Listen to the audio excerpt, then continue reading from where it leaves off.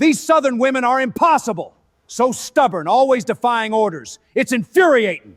Well, good afternoon, everyone. Welcome back to the Cranky Old Historian. Today, I want to talk about the Atlanta campaign, getting back to the history stuff, but I want to talk about specifically one very controversial figure, and that is William Tecumseh Sherman, the commander of the Union forces during the Atlanta campaign, actually all the armies in the West at that time. He is controversial mainly because he was the first truly modern American general. There is an American way of warfare, and he was pretty much the one who kind of started it, him along with Ulysses S. Grant. And that's the idea that you may not have the best soldiers, you may not have the best equipment, though they did, you may not have the best of this or the best of that, but you've got several things. Number one, you've got an overwhelming force, and that is very much the American way of war, is we simply overwhelm our opponents, and that's what he did. And also, he is one of the first, not the first by any stretch of the imagination, but one of the first to really kind of go against what had sort of been agreed upon as the rules of war, articles of war. Number one of which was you don't involve civilians. Until the time of the American Civil War, after several hundred years of genteel kind of fighting, if you want to call it that way, warfare pretty much took place kind of out in the fringes, in the woods, in the fields away from cities, things like this. And the American Civil War changed all of that. It went down transportation routes for a very good reason. It had to, because these huge armies they had to be supplied, and about the only way to really efficiently supply them is by railroad. So this is what they did. Also, fighting within cities. That's something that had not been done much before this time, at least in the modern era. And that all changed completely. This idea that there was an idea, because of weaponry development in the 1840s and 1850s, that, okay, we've got wonder weapons that can overwhelm an enemy. Ever heard that one before? Yeah. And here's the thing. There's an axiom of military history that defensive strategies or defensive tactics eventually always outstrip offensive capabilities. So there's this constant fight between, okay, we've got this overwhelming weaponry, like we did, say, in Vietnam, which is a very good comparison here. Overwhelming technology, overwhelming military force. And quite frankly, we were defeated, mostly politically.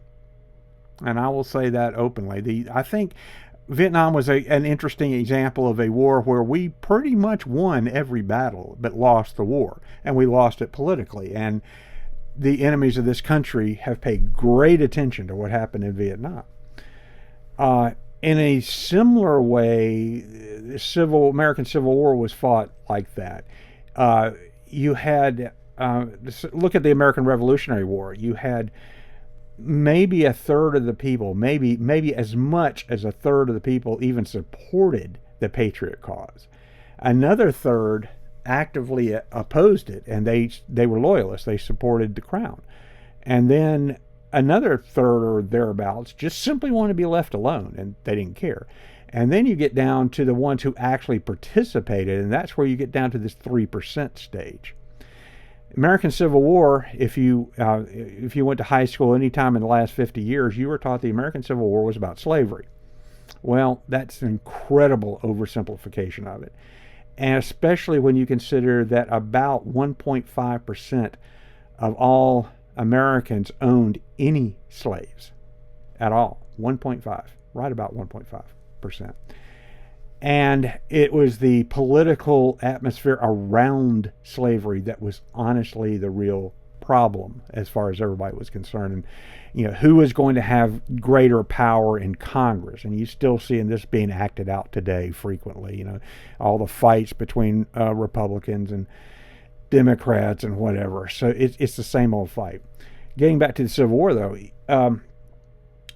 what Grant and Sherman realized after Gettysburg was not the end-all be-all battle that both sides thought it was going to be, at one point at least.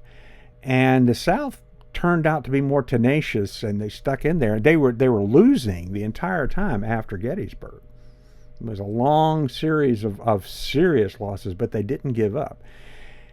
And one of the main reasons, as I touched on the last time I talked about the Atlanta campaign, was that you had a situation where politically, if the South could hang in there until late 1864, when the presidential election happened, chances were excellent that a president would come into power that was more favorable to the Southern cause. Not to, endorse it, but to say, they're gone, let them go. We're tired of losing people, because the casualty list were staggering. These days, we freak out if 5 or 6 guys are killed in action. Rightfully so, I should say.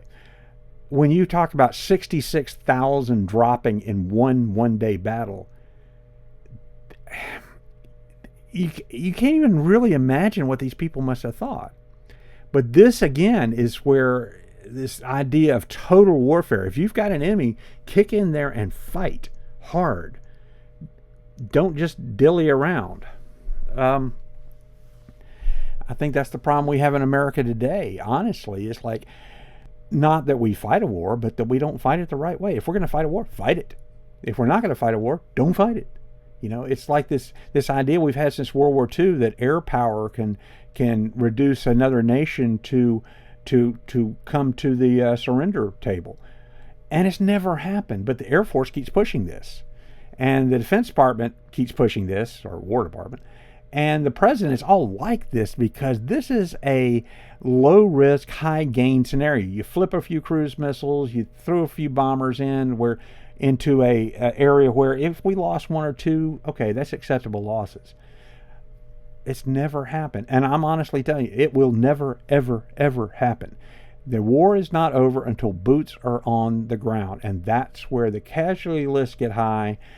The public gets dissatisfied, and that translates into the party in power getting out of power. And guess what's 100% the most important factor for any politician? Staying in power. That's it. Period. So here you have a situation in the American Civil War. Something's got to change. So Grant and Sherman had held a war council, and they decided, okay, Grant's going to take over the Eastern Theater, Virginia, Maryland primarily at this point. And he's going to fight against Lee's army in Northern Virginia up there. And the goal is to hit Richmond, which is the capital of the Confederacy.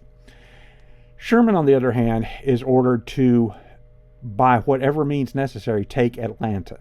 Atlanta is the key to the war in the West, and actually the key to the entire war. It is, just like it is today, it's a transportation hub. And this is where most of the supplies of the Confederacy are coming through at one point or another. Until Vicksburg fell in 1863, a lot of supplies were coming in from Europe, through Mexico, through Texas, and then from the west into Atlanta and then distributed. Well, we lost that distribution network, but we still had a few coastal areas, Savannah, a few ports, Fort Fisher, things like that. Sherman saw that what he had to do, number one, is simply take out that transportation hub. He had to capture Atlanta. And he had to do it in such a way it couldn't be used again for the Confederacy. And he had to do it quickly because he had to do it before the elections in 1864. A little side note, a little trivial point. By the summer of 1864, when Sherman, early summer, when Sherman was still struggling north of Atlanta, Lincoln's people started quietly talking to his opponent, George McClellan's people, and talking about, okay, how are we going to smoothly transfer power during a time of war? It had never been done before at that point. So how are we going to do this? So, there was a lot of doubt about Sherman's capabilities in this case. On the other hand, Sherman's opponent, as I've said before, was Joseph Johnston, who. What's so funny about the Atlanta campaign is you can make a really good case that the reason that the South lost the Civil War was Johnston was a narcissistic prick. And that's putting it bluntly. He was upset at Confederate President Jefferson Davis for not naming him the senior full general when he named the first 5 or 6 generals. And Johnston, I think, was number 3, if I remember correctly. And it got under his skin. So him and Jefferson Davis loathed each other. The previous commander, Braxton Bragg, quite frankly, was not a very good commander. And he, just like today, instead of being fired, though, when they replaced him with Johnston for the Army of Tennessee, he got promoted upward and became Jefferson Davis's military aide. So you have 2 people who can't stand Johnston in command of the Confederate government and the Confederate armies. So things are looking bad. Getting back, though, to Sherman. Sherman's an interesting case. His full name is William Tecumseh Sherman. And he is named after the great Shawnee warrior, Tecumseh. His friends all called him Cump. Short little nickname. And he was a prickly guy. I mean,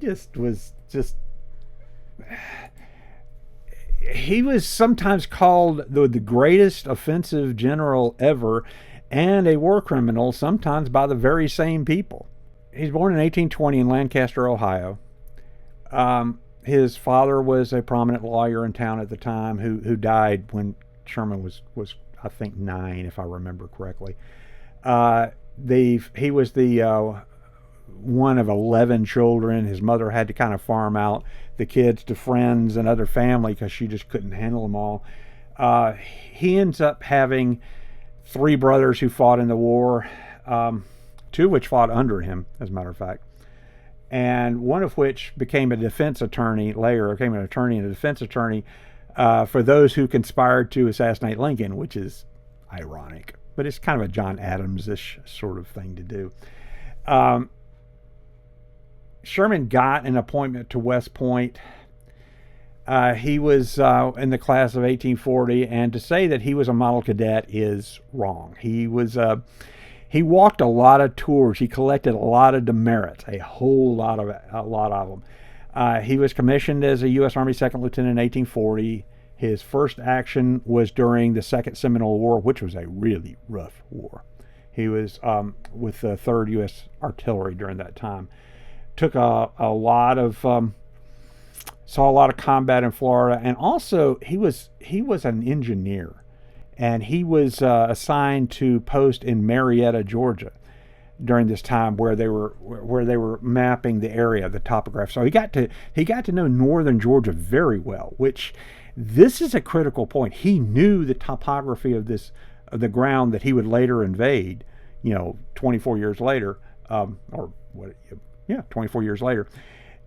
So he knew this area really, really well. So this is part of his victory, and he knew that there was places he could go and couldn't go. Like, for example, I'm asked a lot. I used to do a lot of talks based on my books in libraries and other places in North Georgia.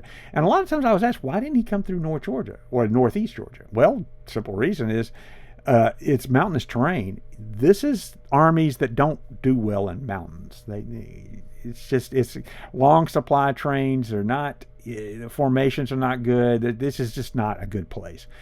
Even though a large part of North Georgia was very pro-Union sympathizing. Well, that's nice, but we're looking at a strategic target, which is Atlanta.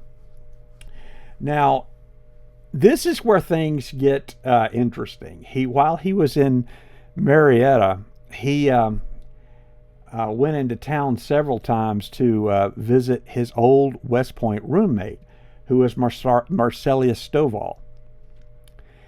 And the reason he visited Marcellus, they were friends, but he had a sister named Cecilia, and Sherman was one of many people who were smitten with the noted Georgia belle and beauty. and who was a favorite dancing partner at West Point from the cadets. A lot of people fell in love with her. Apparently she was quite good looking.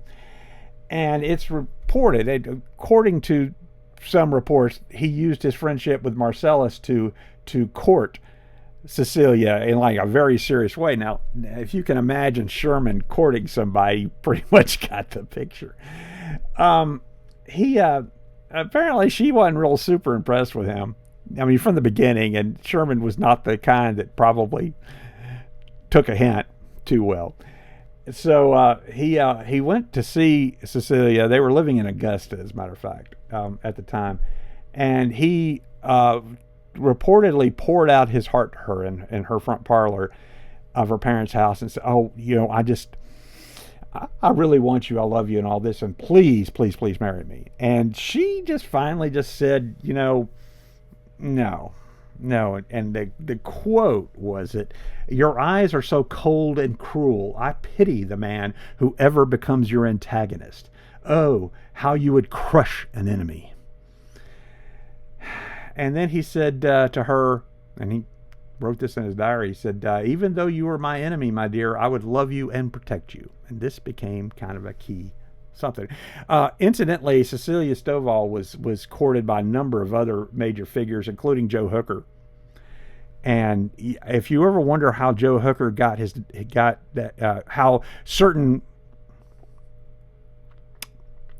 personal service escorts got that particular last name as their name, that's why.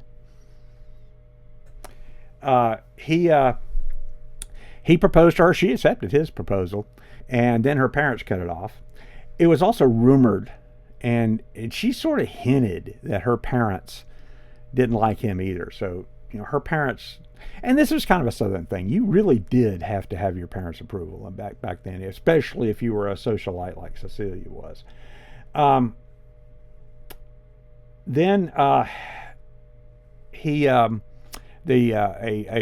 man named Garnett.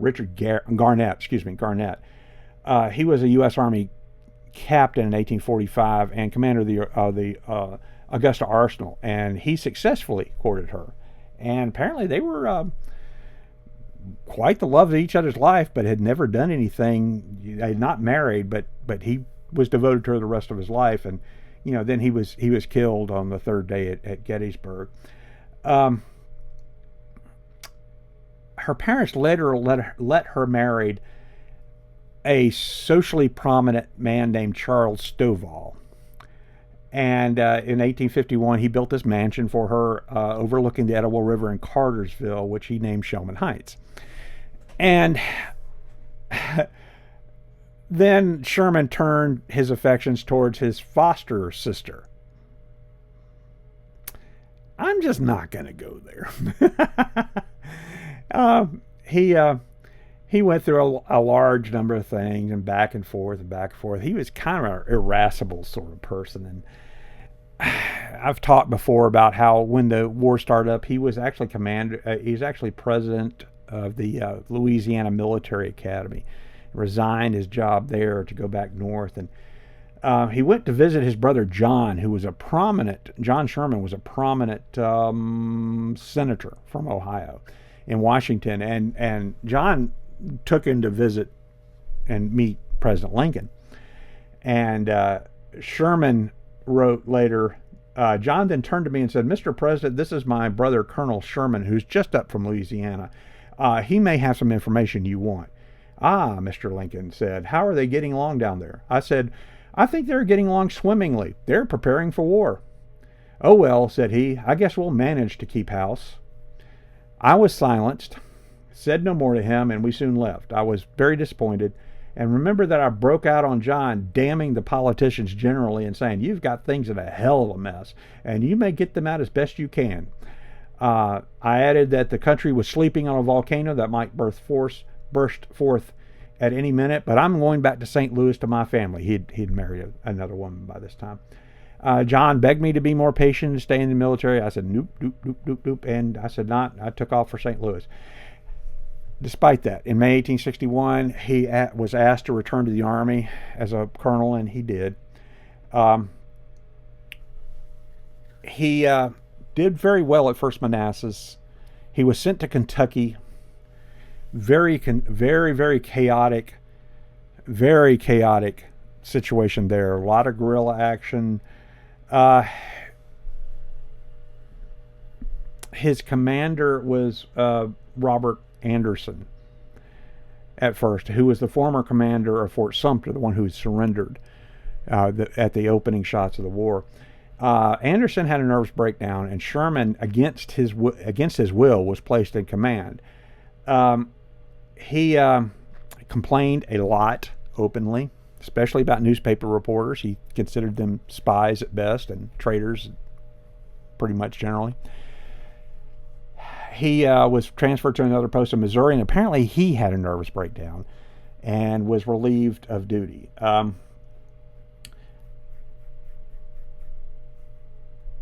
The newspapers got their revenge on him. They declared him off in the head and that he had gone insane, which was not true. He was probably suffering from a little bit of PTS and probably a lot from this is just kind of overwhelming. I don't think he really wanted to fight.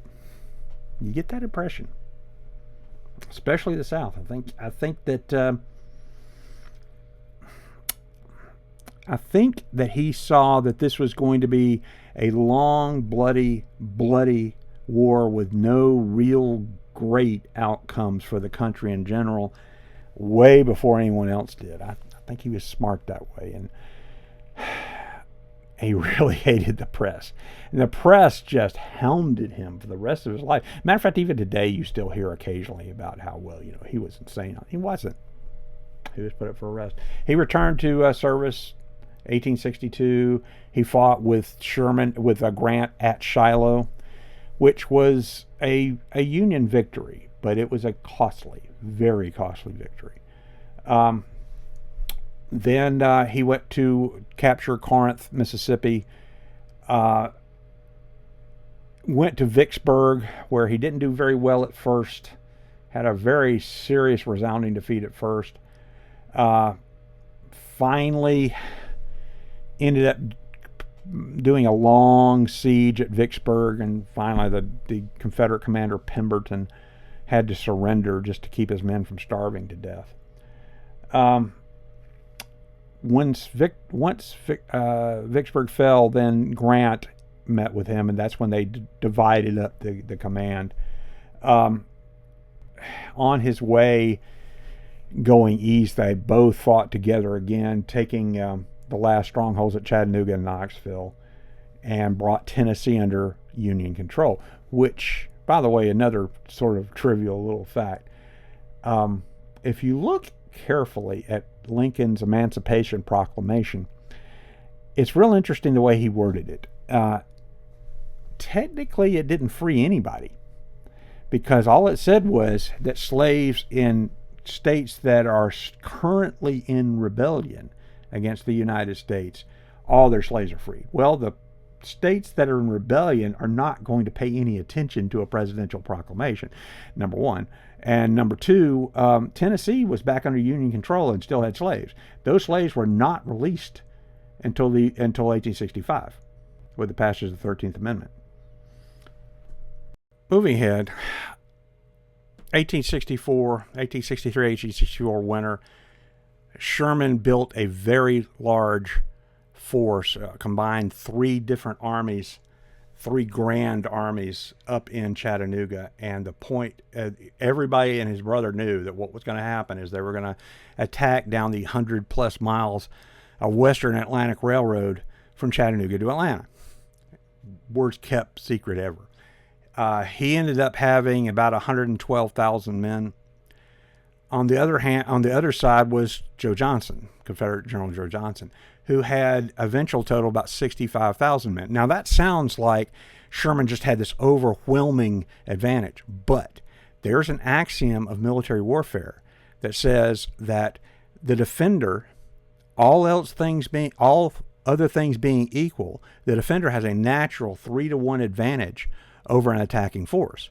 So honestly, it was pretty evenly split, to tell you the truth. And they fought that way. The campaign kicked off in May, I originally was going to really go into huge detail about this is my favorite campaign of the Civil War. I love it. But honestly, there is tons of other much better videos than I could produce here on YouTube. And, I'll throw some in the comments. I'll throw some in the description later. And if you really want to dig into it, my wife begs me not to talk in detail about battle. No one's interested in this, that, and that. Well, there's a lot of interest in it. I like just the oddball little stuff anyhow, because I'm kind of an oddball. And here's the one story I do want to tell. Though in the next episode, I'm going to talk about a specific mini campaign within the overall Atlanta campaign called the Dallas Line campaign, because I want to show you proof positive of a ghost. I have one to show you. Proof. So you're going to have to stick around for the next episode of Cranky Old Historian spews history. After fighting their way down in May from Chattanooga through a little tiny town called Resaca, which if you're driving up I-75 or down I-75 and you get up and you see the signs for Resaca, you're driving over the Confederate lines. When I-75 was built, they built it directly over the Confederate entrenchments. And over to the west, you'll see a big field and some hills, and those little hills is where the Union forces were. And there's now a park. Just in the last few years, within the last 20 years, they've gotten some land and built a park. It's a really nice little park, and it shows where the position was. This is the only battle in the entire Atlanta campaign where the full armies of both sides fought. Kind of interesting battle. Kind of a draw. But Sherman was really big at what Patton called grab them by the nose and hit them in the tail, kick them in the tail. Is he would push forward like with a frontal assault and then send other forces sweeping around to get behind or to the flank of the entrenched Confederate armies. And he did this successfully again at Resaca, even though both ends of the Confederate line were tied onto the Oostenaula River. He managed to cross the Oostenaula a little bit south of there and start to get behind. And Johnston knew this was going to happen. So he had already prepared roads to evacuate his force, basically under fire, away from Resaca and move south, which he did. And as they're moving south, there's several places. They come to the Etowah River. And then a little bit south of there, there was a little town called Cassville. And Cassville is interesting. It still exists today. It's kind of a bedroom community. And to this day, you can drive into what was Cassville during the Civil War. It's a square, and it's completely empty, the square itself. And that's where the courthouse stood, and that's where, I think, a lot of other buildings stood. And he ordered his troops to burn that town to the ground. And he didn't really explain well why he did that. He didn't really talk about it. He just said that, he just kind of mentioned there was Hood, General Hood, John Bell Hood, had been ordered to conduct basically a L-shaped ambush, a gigantic L-shaped ambush, right there near Cassville, and it fell apart when a Union unit who was lost got into Hood's rear, and he panicked and pulled out. But Sherman ordered the town burned to the ground, and a lot of people assume, well, it's because of that. No, I really believe this. Cecilia Stovall's parents had lived briefly, when they left Augusta, they lived briefly in Cassville. And I swear, I think that's why he ordered that place burned to the ground. I mean, it's on brand for Sherman to do that, his old girlfriend. But the really funny thing was that Sherman, for all his bluster and his reputation as showing the black flag and taking no prisoners, which he did, and being all this, he had his lighter side. While they were campaigning near Cassville at that same time, he either learned or already knew that Cecilia herself was living nearby in Cartersville. So, and Marcellus Stovall, her brother, was one part of the Confederate Army in front of him. And matter of fact, in the next time, I'm going to talk about where they directly confronted each other. in this specific battle I'm going to talk about. And he found, he rode with his staff over to Cartersville and went to Shellman Heights, Cecilia and her husband's home. He found out that they had fled, and he ordered a picket, some guards, to be set around the property and ordered it not to be molested, not to be touched, and left a note with one of the house servants. And the note said, "You once said I would crush an enemy, and you pitied my foe. Do you recall my reply? Although many years have passed, my answer is the same now as then. I would ever shield and protect you. That I have done. Forgive me all else. I am only a soldier." William T. Sherman. I like that story.